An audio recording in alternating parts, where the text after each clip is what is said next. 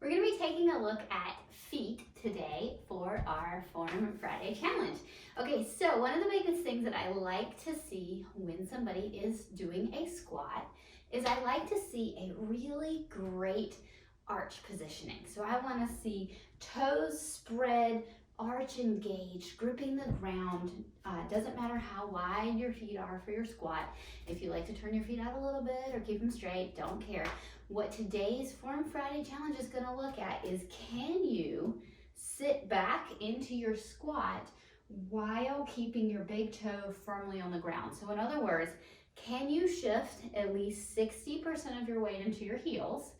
40% is in the ball of your feet and your big toe, but can you sit back into your heels while keeping that big toe down, arch engaged, or do your toes tend to pop up?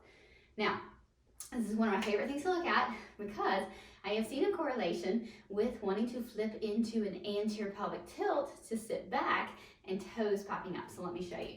All right, so if we're here and we're gonna connect our feet to the ground, big toes down, and we're gonna sit back into our squat, and I go into an anterior tilt, and it's like I wanna fall over because my glutes don't wanna lengthen, so I anteriorly tilt to try to get the motion back, and then that makes me pop my toes up, okay?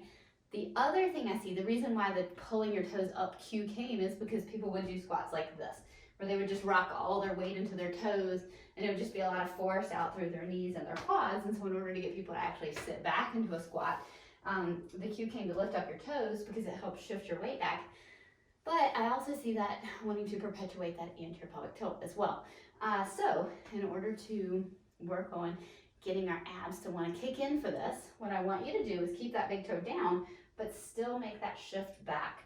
Still make that shift back into your, sitting back into your glutes versus coming forward. So give that a shot. Just try a little squat. Don't care how wide your feet are. The wider your feet are, the wider your base of support, sometimes the easier it can be. But see if you can keep those big toes down and still sit back into your squat. See if you can kind of marry those two things instead of letting your toes pop up.